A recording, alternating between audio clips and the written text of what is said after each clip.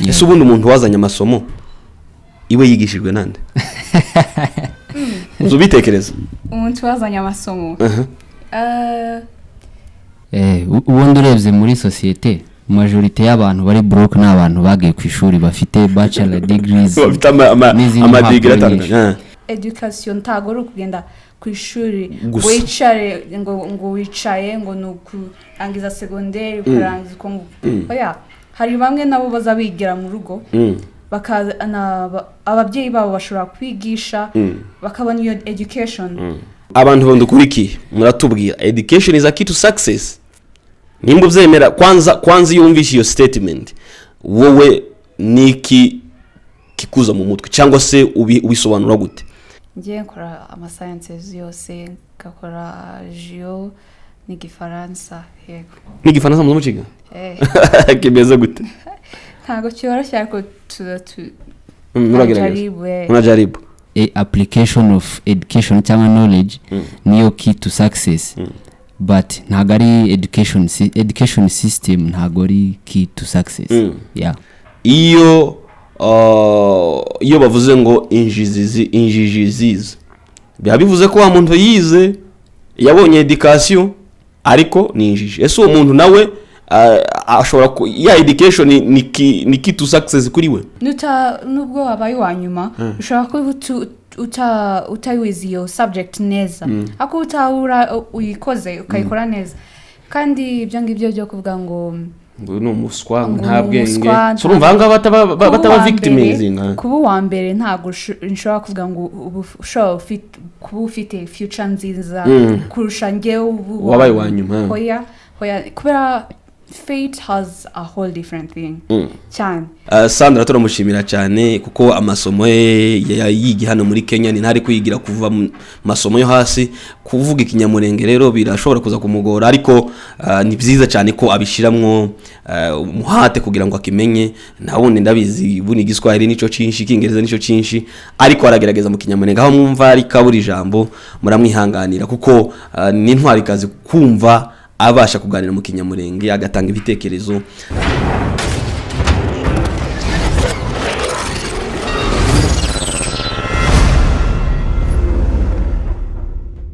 Shuti bakunzi ba Bortopla TV tubahaye ikaze kuri Bortopla TV muri kano kanya nkuko musanzwe mubizi tugenda tubageza biganiro bige bitandukanye aho tubatumirira abatumirwa twaganira kuri topics zige zitandukanye cyangwa se ku biganiro bige bitandukanye.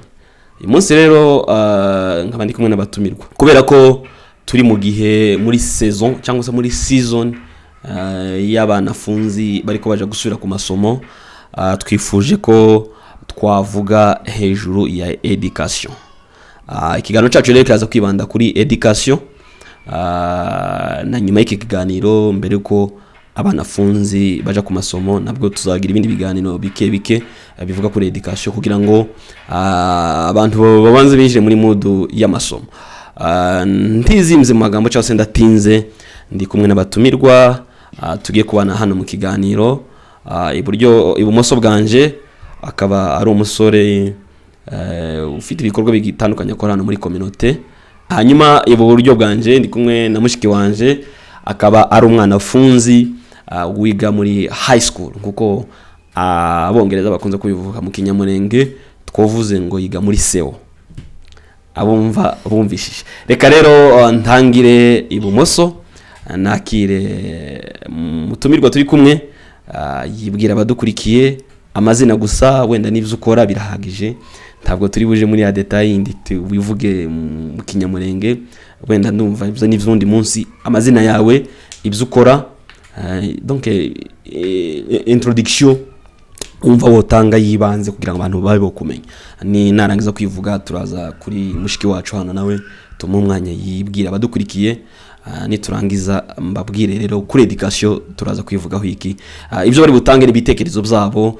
Nawe dukurikiye ushobora kuba ufite ibitekerezo byawe ndagira ngo nawe tuze kubana muri kino kiganiro uze kuja muri commentaire hasi muri comment section uze kutanga ibitekerezo byawe kuri ku kiganiro turibuze gukora.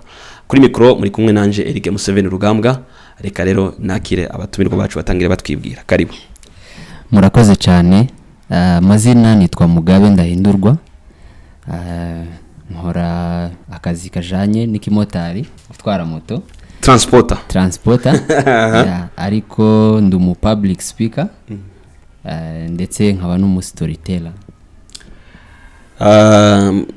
Transporter utwara ikinike ni umutwazi w'ibintu n'abantu umutwazi w'ibintu n'abantu yeah. Ukaba n'umu public speaker, ukaba n'umuyobozi muri Yaretse New Horizons. Arakoze rero Mugabe niwe tugiye kubana mu kiganiro, hanyuma reka iburyo bwanje nakire mushiki wanje nawe yibwire abadukurikiye hanyuma tugire. Merci cyane, nanjye nitwa INGABIRE Sandra, ni kuri State House Girls High School. Ubu ngubu ngiye kwinjira muri form 3 naunga. Nice.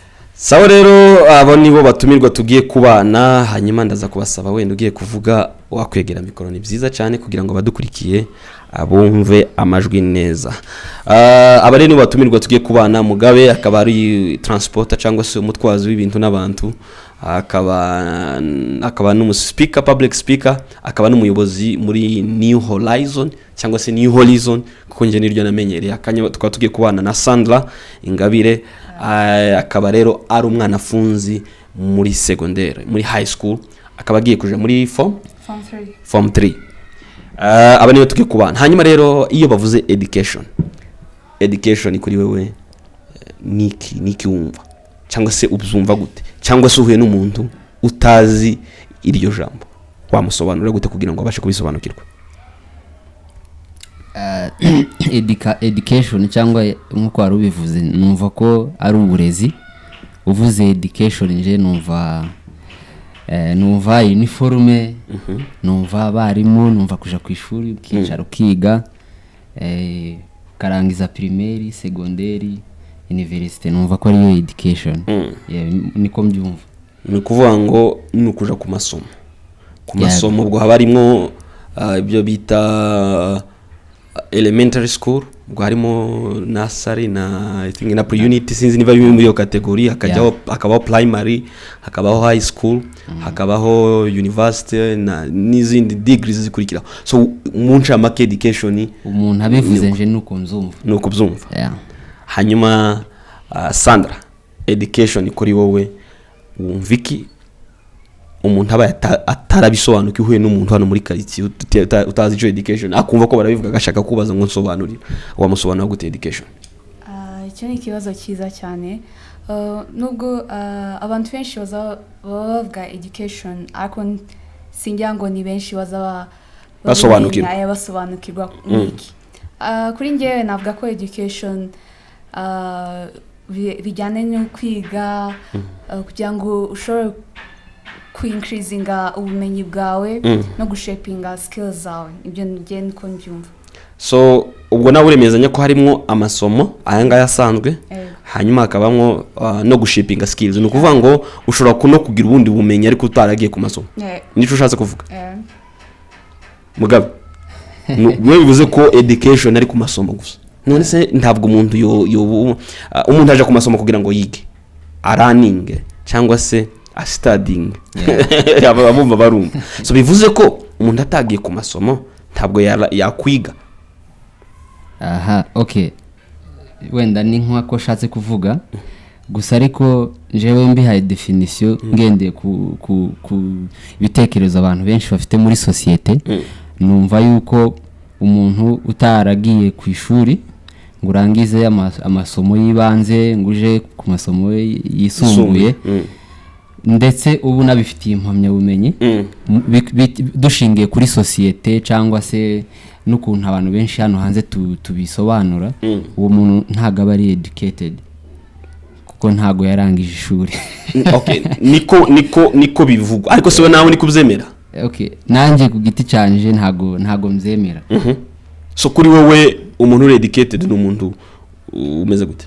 Umuntu uri educated ni umuntu uri civilized cyangwa se sinzi uko nabyita mu kinyamurenge.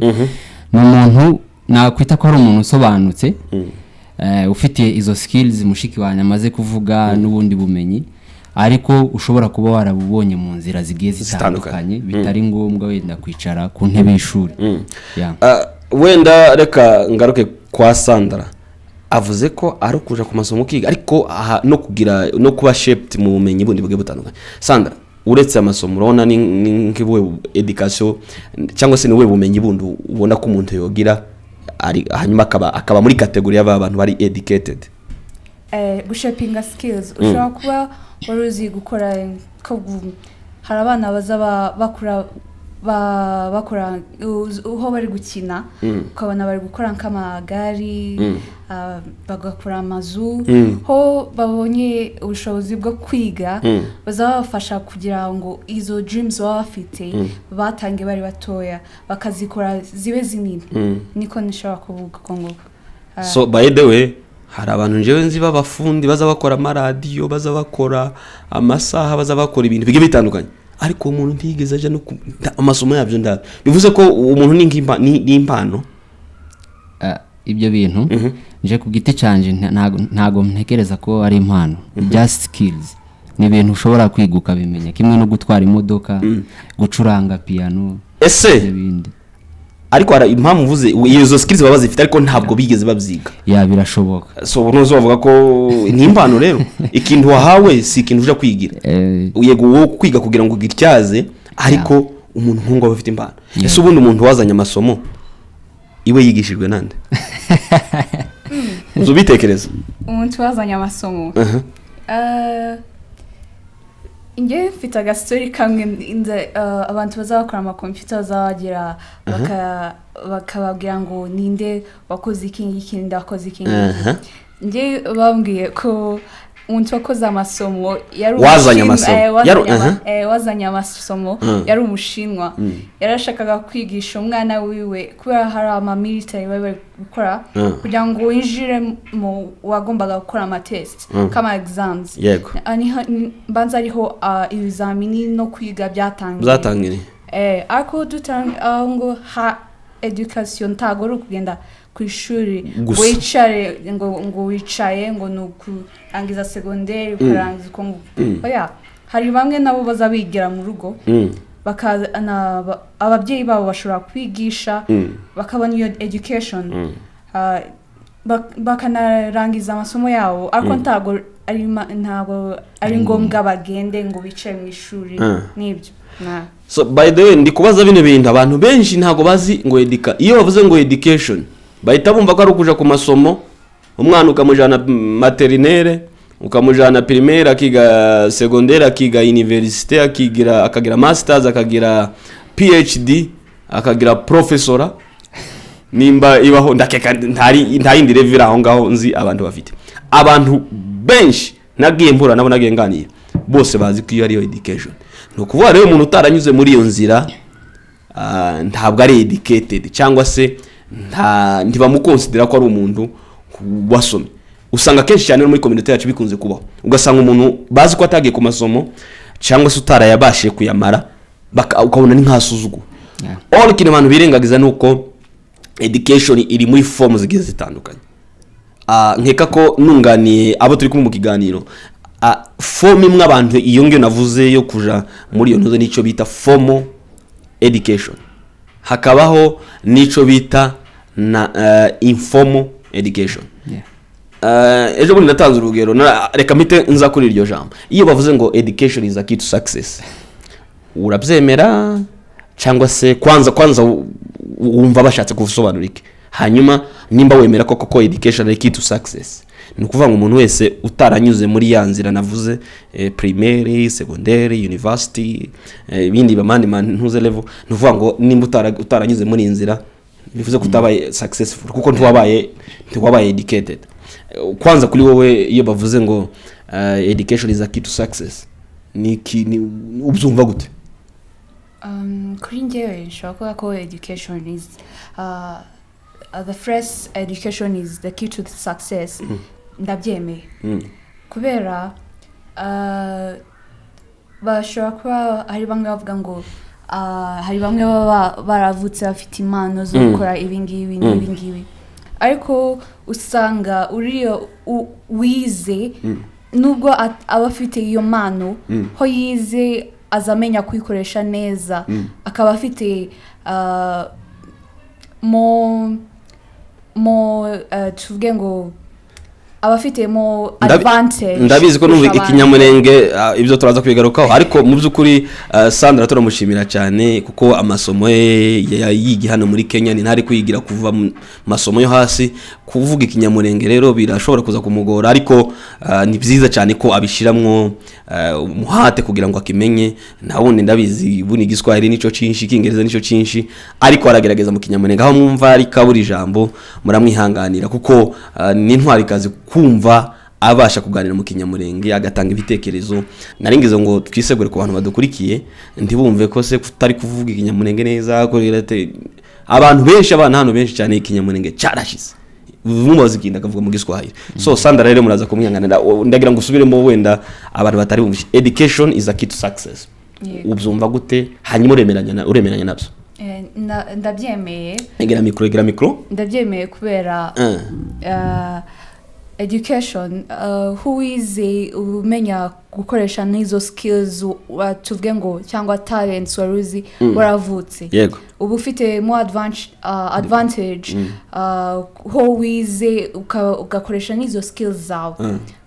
Nibyo nashobora kuvuga. So no kuvuga ngo igihe iba a key to success ni igihe ibyo wize ubikoresha ubishira mu ngiro. Muga wowe education is a key to success urabyemeza? Kwanza uzumva gute? Icyo kibazo ndibuka ko hano nigeze kukikubaza.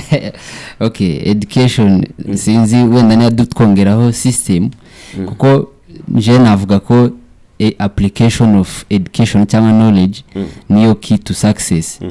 But ntagari education system ntagori key to success. Yeah.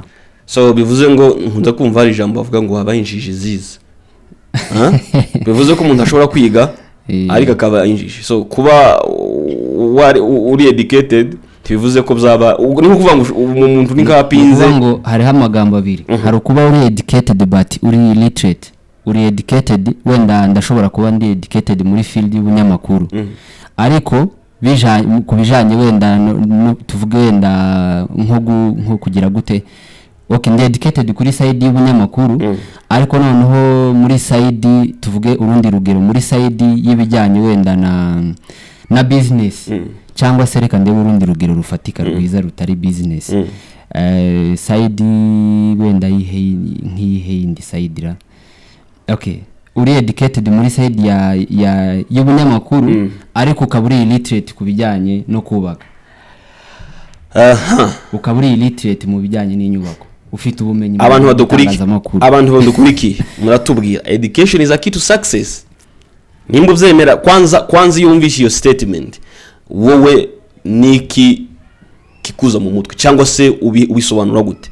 Hanyuma abanga batanze imifano yabo no kubabyumva, hanyuma utubwire iyo bavuze ngo injiji ziza bivuze ko wa muntu yize yabonye education ariko ni injiji. Ese uwo muntu nawe ashobora ya education ni key to success kuri we?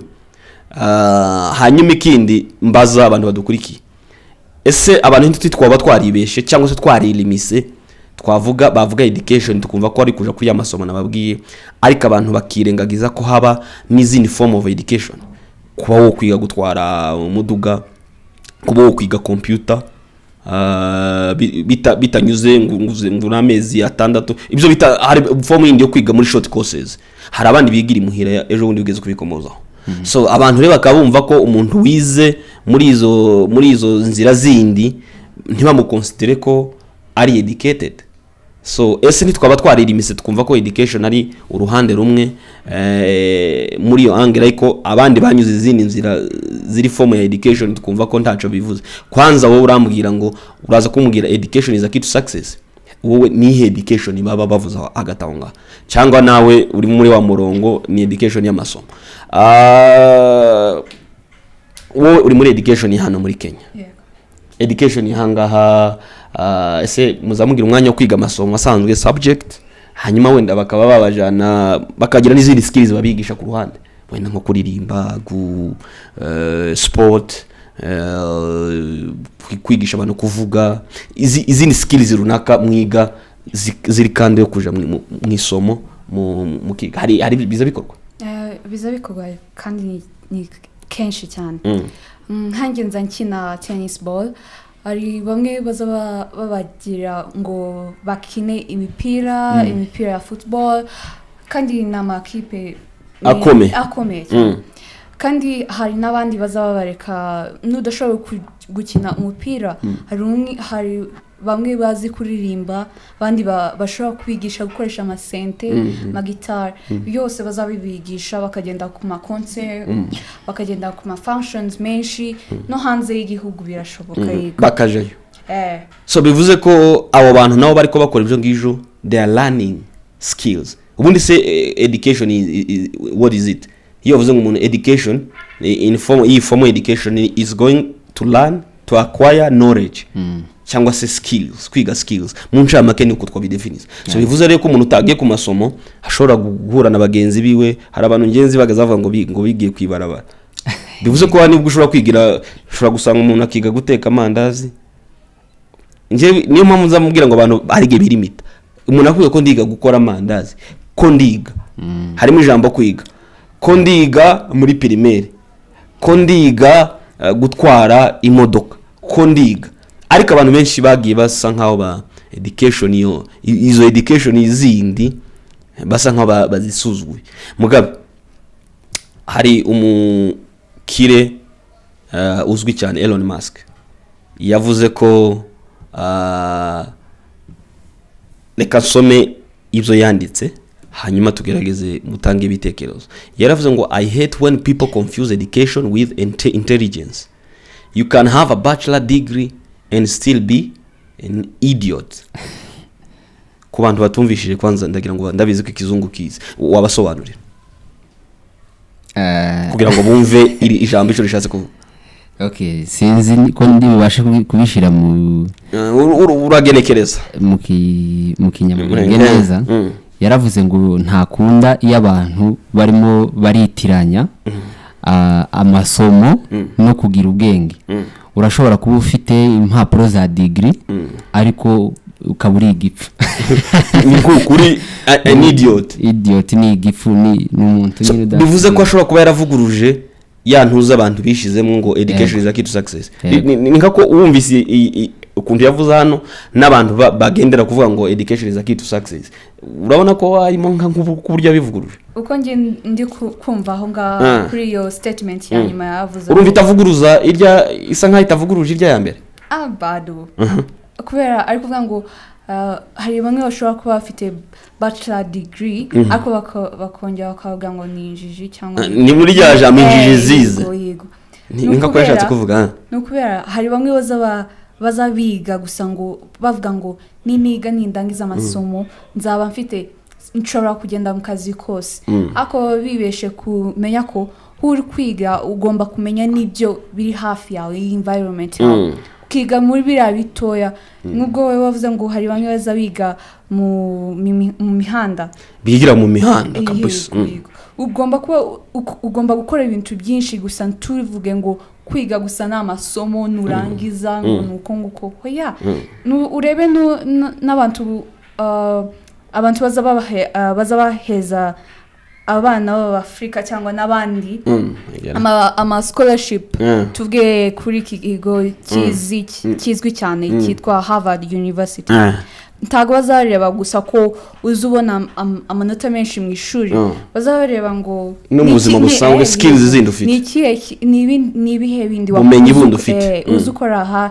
hanze yo kwiga gusa yego niko nshobora kuvuga ni ukuvuga ngo abantu bibesha ngo bari ku masomo kariga ku masomo ariko ntagire izindi knowledge kuri skills zindi ziri hanze umenye guteka umenye gufotora umenye kuririmba umenye gukina tennis nkuko yabivuze abikora umenye ibintu nk'ibyo skills zindi ziri ku ruhande no kuvuga ngo ushobora kuzaza uwa mbere cyangwa ukazatsinda ariko wazaza mu isi hano ugasanga life is different ariko so ntari abantu biga ko ku masomo ugasanga barabaga ba mbere ariko baza mu buzima busanzwe ukabona barapoteye example wari wayibona cyangwa wumva abantu nk'abo ngabo ubundi urebye muri societe majorite y'abantu bari broke n'abantu bagiye ku ishuri bafite bachelor degrees bafite ama degree atandukanye bari broke kubera ko nkuko mumaze kubivuga mbese bari muri education system nukuvuga ngo ubundi education yabaye introduced mu kinyejana cya 17 ariko iba introduced kwa abantu bige gusoma no kwandika ariko iba introduced n'abantu b'abanyedini biyobokamana ariko bigere mu kinyejana cya 19 abari bwo navuga ko bayihengamisha abantu bitewe n'inyungu zabo nk'abantu bo mu nganda bakazajya bavuga ngo nukuvuga ngo ugiye ku ishuri ubone impapuro ubone kuza uhabwa akazi mu ruganda abarico cici ibintu ni ukuvuga ngo rero muri iki gihe ntago abantu benshi biga kugira ngo babone bwa bumenyi uja ku ishuri for the sake of going kugenda gusa ku ishuri nanje bazovuge ko namaze amasomo n'abavyeyi benshi akabazi ko umwana wiwe atari muri urwo ruhande cyane ariko kubera ko ari system n'abandi niko baza bagira nawe genda ugire ko umwana wanje avuge ko ari umu engineer arahantu koze ndibuze kugaruka uremeranya ko hari abantu baje ku masomo just for the sake of going to school azavuge ngo nanje narize ariko iwe muri we atari ready ku ubumenyi ahabwe ku masomo ngo bumwinjiremo ariko gusa ababita ingwiza murongo uremera ko such kind of people babaho hari benshi cyane numvishe ko bazabagira uko nguko ariko urebye cyane cyane biza biba ku Afrika sinzi impamvu ariko urebye abazungu bazabe ho barebye babonye umwana wawo ntagashoboye iki kwiga kiki mathematics ariko ukabona ngo ari gukora neza muri izi sciences bazahita bamujyana mu ishuri bakora ibyo ngibyo niyo mpamvu uzusanga abantu benshi very successful hanze kubera baba oriented muri mu byo bashoboye yego nibyo biga so uvuze ko abavyeyi b'abanyafrika ko umuvyeyi umwana yagiye gutya n'umuvyeyi bamujana bivuze ko abavyeyi b'abanyafrika aragupushinga jahano ntago ari benshi ntago ari bose ariko abenshi Mugabe yego uremera ko nawe impamvu education muri Afrika wenda ifite ibibazo harimo tubonye ko hari abantu baje ku masomo ubwabo ari ukuje gusa ngo bitwe ngo bagiye ku masomo hakabaho nabandi baje ku masomo ariko bakiga ibyo bo batihitiyemo kubera ko abavyeyi bababwiye ngo iki kigezwe by the way hari abantu benshi nzi abantu babaye muri ubwo buzima baza kutubwira hari abantu bashobora kuba barize ibintu just kubera ko bakurikiye abandi cyangwa wagera nk'ahantu kumva muri quartier abana bari kuvuga ati uzigiye section uziga ibihe subject bakavuga ibingiye bagahita bati yo manze reka nanjye njyane nabandi donc umuntu amenye kumenya inzira yiwe no guhitamwo ico yakwiga bizamufasha agapfa gukurikira abantu uwo muntu biragoye ko azagira hakaba n'abandi nyine bakurikire babatabavye muvyeyi yaragupushinze ngo ibingi bigezweho ese ubundi hari kigerwaho kidafite ico casimbuye kandi kigezwe none bivuze ko gishoboka ko cana cyo simbura ndagira ngo tubwire hari ama example cyangwa se waba warumvise aspect nk'izo ngizo abantu niyo mpamvu wenda twavuga ko education yacu igifite intege nkeya kubera izo challenges nico kibazo gihari hari ikibazo c'abantu tugendera mu kigare tukavuga ngo ubu ngubu fakiriti igezweho cyangwa se imirishura neza ni ikiganga cyangwa se ubunyamakuru twese tukabijamo kandi nyamara atari ibintu byacu ugaherekeza wenda ababigiyemo ari ibintu byabo niyo mpamvu navuze ko abantu benshi bagiye ku ishuri bari broke yani mambo yaliwaendea murama nuko ibintu byagiye bitandukanye babo bahuye n'ibintu bitandukanye nivyo bari mu expecting tuvuze ko muri abo bantu se kumufana dutekereje ntituzi ko ari it's not a reality no gukeka bivuze ko swat uwo muntu yagiye ku masomo akurikiye abandi ariko ivyo yize bitari cyangwa abavyeyi bamuhitiyemo ngiye nko ku rugero papa yashakaga ko niga international conflicts ibintu bijanye na murabyumva ibintu bijanye no gukemura amakimbira ariko mpuzamahanga okay ntago yashatse ngo abimpushinge nuko twicaye tukaganira kambwira nti nahoze nifuza kuziga ikintu nk'iki aho hari nyuma yuko nje ndropinze ishuri kuko nabonye ko ntago ari ibintu byanje education system birya yavuze ko ari gibona ibintu runaka wenda ibyo urimo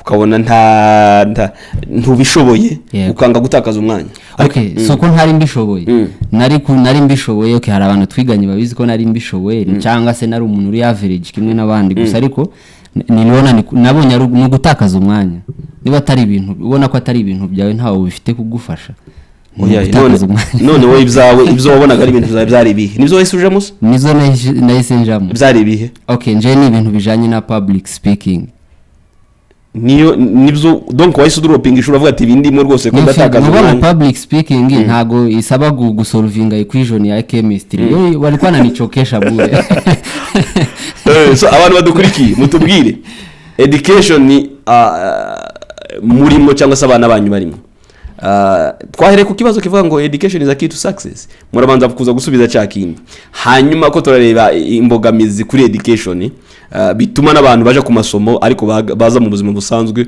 ukibaza si umuntu yagiye ku masomo yarize wenda haraba baranyuze muri ibyo mbogamizi twagiye tuvuga ko umuntu yarakurikiye abandi akaja muri faculty cyangwa se muri section cyangwa se muri akiga subject runaka iwe itarimo ariko kubera ko yabonye abajama biwe aruko undi akabijamo kubera ko abavyeyi be bamupushinze undi wenda bikagora gusobanukirwa kugira ngo amenye ibyiwe so harimo imbogamizi namwe muremeranya natwe ko cyangwa se ushobora kuba ufite version yawe ushobora kujya muri commentaire ukatubwira wenda hari izindi mbogamizi ziterwa na education warubivuze wowe wavuze ko ari abavyeyi abenshi muri Afrika benshi si bose ntabwo ibintu byo twabitera bose bivuze ko bapushinga abana babo ngo bige ama subject cyangwa se ama faculty runaka kandi wenda abana atari byo bari bahisemwo bagapfa kujamo kwera kubaha cyane gutinya abavyeyi ese wowe wigiki ngewe a subject when I think ni subject ntago murafata faculty cyangwa se faculty ngiye nkora ama sciences yose ngakora geo n'igifaransa yego n'igifaransa mu muciga kimeze gute ntago cyoroshye ariko unajaribu none se nk'ababyeyi batuma abana banyura muri izo challenges bitari bikwiye nube butumwa babagenera nababwira ko ushaka umwana abe successful ntago ari ngombwa ngo arangize amasomo ngo kugira ngo arangize gusa kubera tuzi ko twese turabizi twese ko aho turi kugenda education nicyo ni nkaho ari icyangombwa geragera mikro yego ubwo nshaka kubabwira ngo ureke umwana wawe ibyo ashaka gukora kabari bazakora ama games baba bafite system bazakora ama games bakunda ama games tubabwira ngo bagende bajye gukora ngo ama medicine cyangwa ama engineer hari abenshi bazaba successful kandi bakagira amafaranga menshi kubera gukora icyo bakunda kandi nacyo barakigira yego so nukuvuga kuri wowe inama uhababyeyi ni kuvuga ngo mufasha abana banyu biga ibintu bakunze kuko nibyo bizaborohera kuruta uko bo bakwiga ibyo mwebwe mwifuza ko bakwiga Mugabe we n'ubutumwa buhe wahaba ababyeyi bagifite iyo mitekerereze nje cyo nababwira nuko bicara hasi bakaganira n'abana babo bakumva ibibarimo bakareka kubabwira kunyura mu nzira abandi banyuze mu iyo nzira iri crowded abatatoboa nuvuga ngo babaganirize babashigikire mu nzira bashaka kunyuramo kuko ino nzira ntago bashobora kugera ku nzuzi zabo banyuze muri ino nzira ariko ari kiri kintu nibagiwe naco nkeka ko ari ikibazo muri ba bantu twavuze biga ariko kibazo nimba barize bityo rero kuri nje bivuga ko education is a key to success yes ariko mu gihe byagenze gutya mpakana ko ibasikitse hari n'abandi baje ku masomo mu by'ukuri ababyeyi barajuwe role yabo cyangwa se barakoze ibyo basabwa gukora n'umwana akaja muri choice agafollowinga choice yiwe ariko yagera ku masomo akaba igiparapara zishaje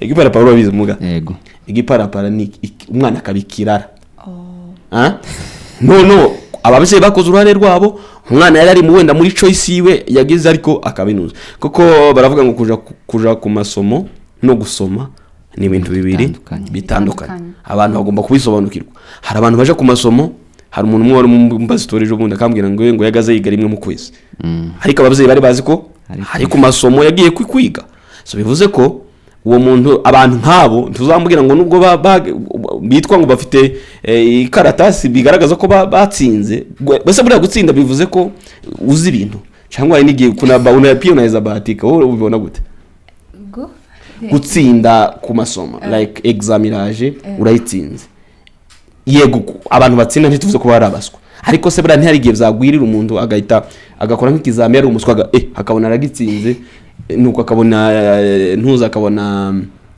nini diploma cyangwa se akabona bachelor degree ariko mu yindi kindi gihe atarigeze yiga nk'abo ngabo baje kwishura akamaro kwezi atari kwishura kiyibere muri business zindi birashoboka ko umuntu ashobora kwiga akazatsinda ibizamini ariko mu byukuri atarize kandi n'ubumenyi ubona ko ari cini birashoboka ko ntabwo ari cyane kubera it depends with one's IQ.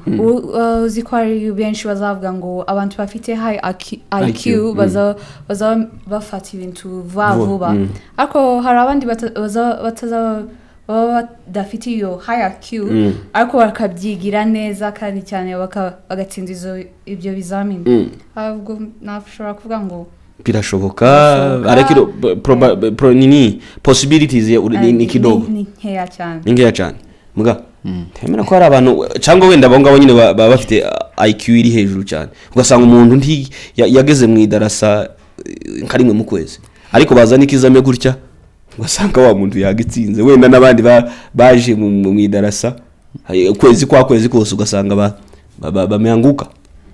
Okay, ico kibazo cyo kuvuga ngo IQ iri hejuru ngiye ntago ibyo bintu byemera. Okay, kwanza mpereye kuri ico cikizami ntago ntekereza ko aba ikizami cyangwa ikintu cyari cyose umuntu akora no kwisi cyangwa yateganyije gishobora gupima capacity cyangwa se potential umuntu afite muri niba nsinzwe ikizami cya mate nkabona 0 bigahita bisa nkaho mbaye defined nk'umuntu ufite potential iri hasi cyangwa se IQ iri hasi iyo mechanism nta muntu n'umwe uyifite aho ngaho ni naho naringize dukore ari dusoreze birazwi ko umwana yajaga ku masomo ugasanga mwize mu idarasa rimwe ariko umwe akaba first akaba wa mbere mu ishuri undi akaba wa nyuma urya wa nyuma uburyo bamureye bavuga ati umuntu n'umuswa nta bwenge agira ntaki ese ubungu biracyafite ibyo bavugaga izitiriri cyangwa birajanye no kuba rubisobanuye nje ntekereza ko ari ikinyuma cha system za hano kwisi nje numva ko umuntu afite potential udashobora gupimisha ikintu cyo cyose rero bitewe na miriye ndimo n'ubuzima nisanzemo bikaba wenda binyafecta nkaba ndakora ibintu bimwe na bimwe mbi performing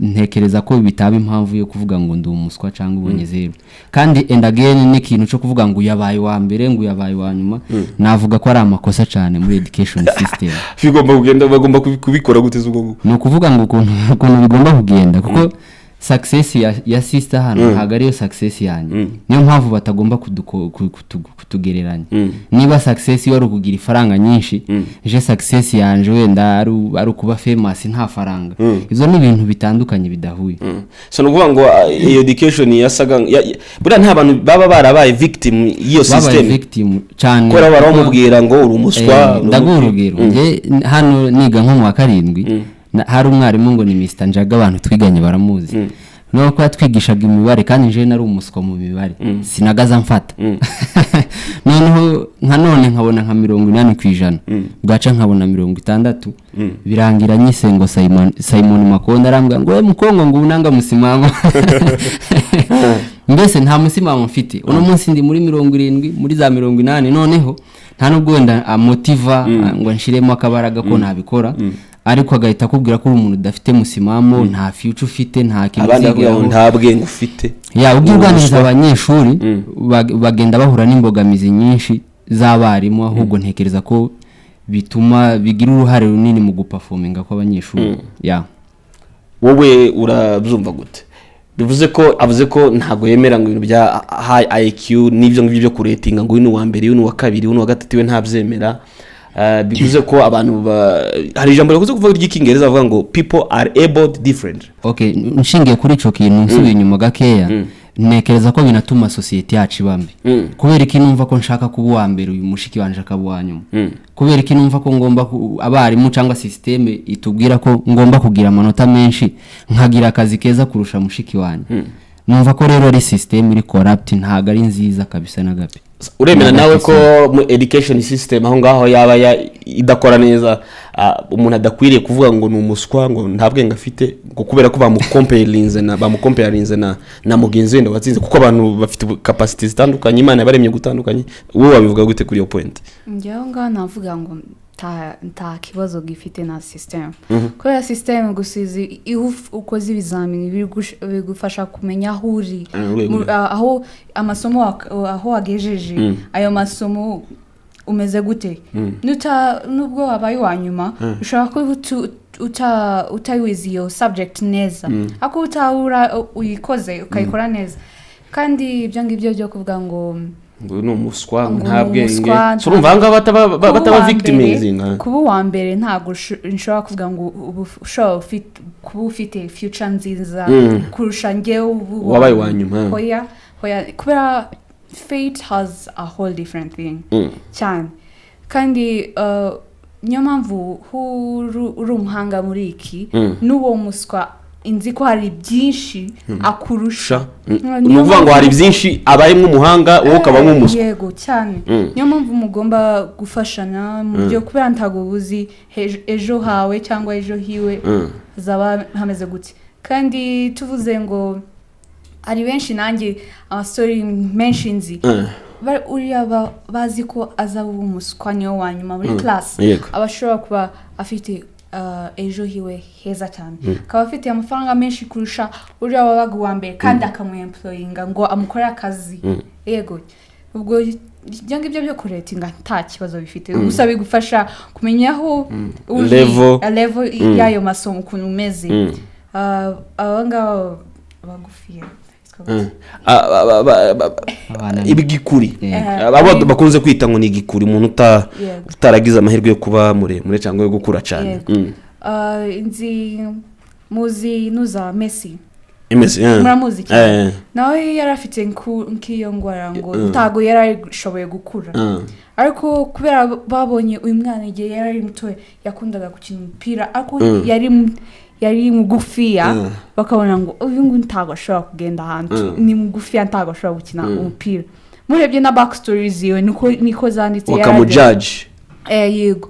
Noneho hari international team ya football iri kuja ikampea scholarship, iravuga ngo tuzagufasha tuguheze imiti tukuvuze kugira ngo at least wiyongere. Yego, ariko natwe turashaka ko udukinira mu by'ukora wige, tuzagufasha muri ibyo byose, tuguheze na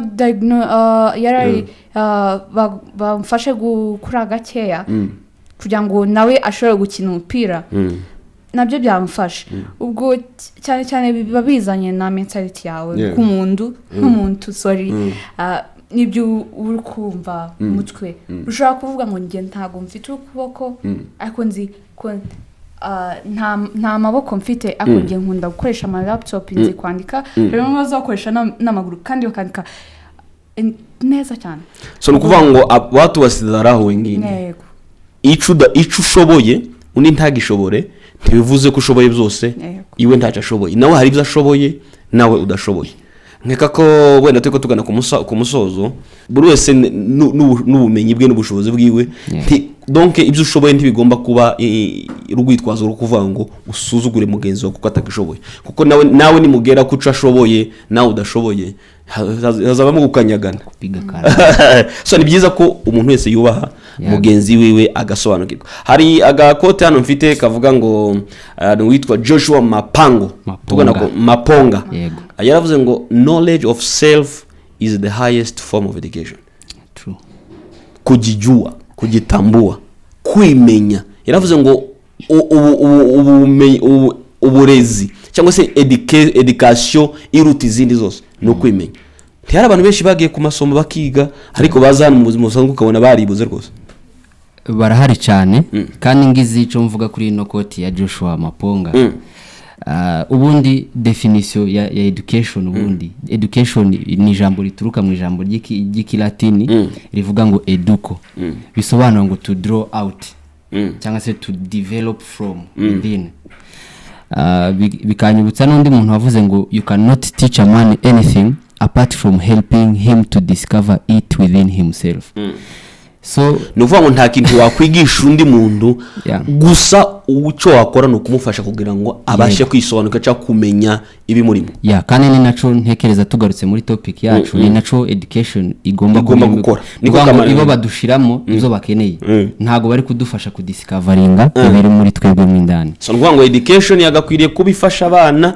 Ari nabyo sister yavuze hano ngo abazungu system y'abakenshi iyo babonye umwana karagira cyane kuvuga ngo babonye ibimurimo no bakamufasha kubi developing. So Africans wenda not all Africans ariko abantu hano muri community abantu bwose ndabizi hari abantu benshi cyane bafite imitekerereze navuga ko itandukanye. Ndakeka ko muri iki kiganiro hari byinshi mwumvishije. Nawe nanone twaguhaye umwanya turakubwira ngo ushobora kuja muri comment section ugatanga ibitekerezo byawe. Nakubajije ngo education is a key to success, urabyemera?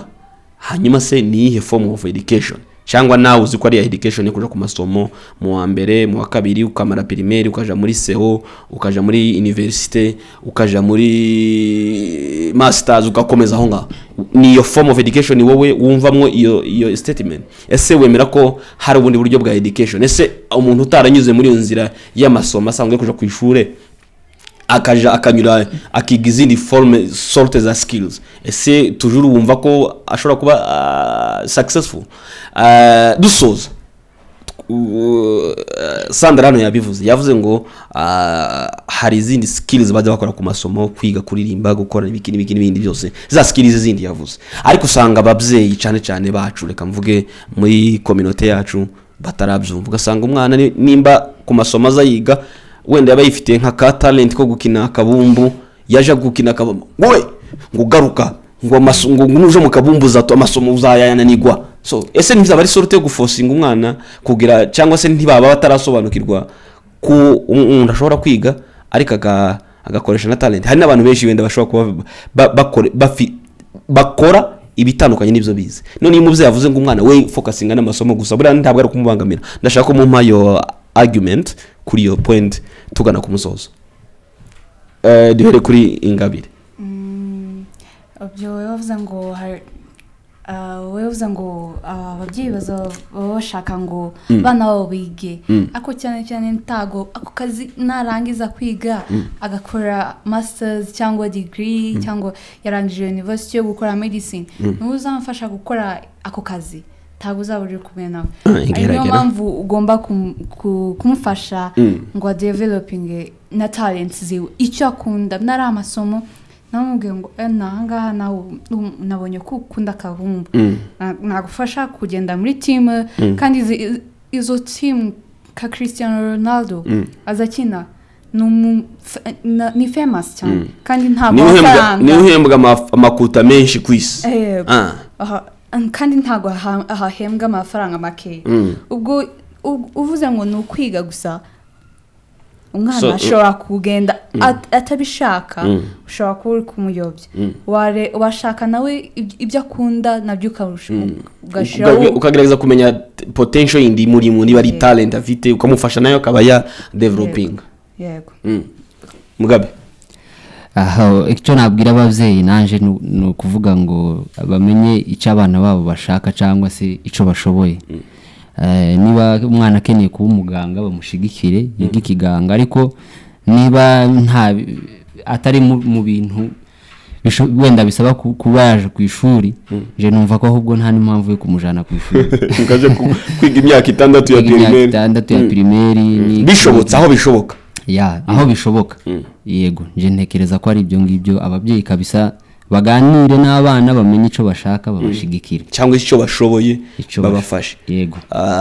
Birababaje kuba wabona umwana wenda afite impano y'akabumbu, wenda nkeka ko ababyeyi nabo bashobora kuba bafite challenge ko ntiharaba ama centre wenda bavuga ati niba umwana tubona afite akabumbu tuvuge kumujana mu kabumbu. Twe abanyafrika turacafatira ibyo bindi bavuze ngo ugomba kubagarira ama yombi ngo niba ntuzamenya ikizeri carico.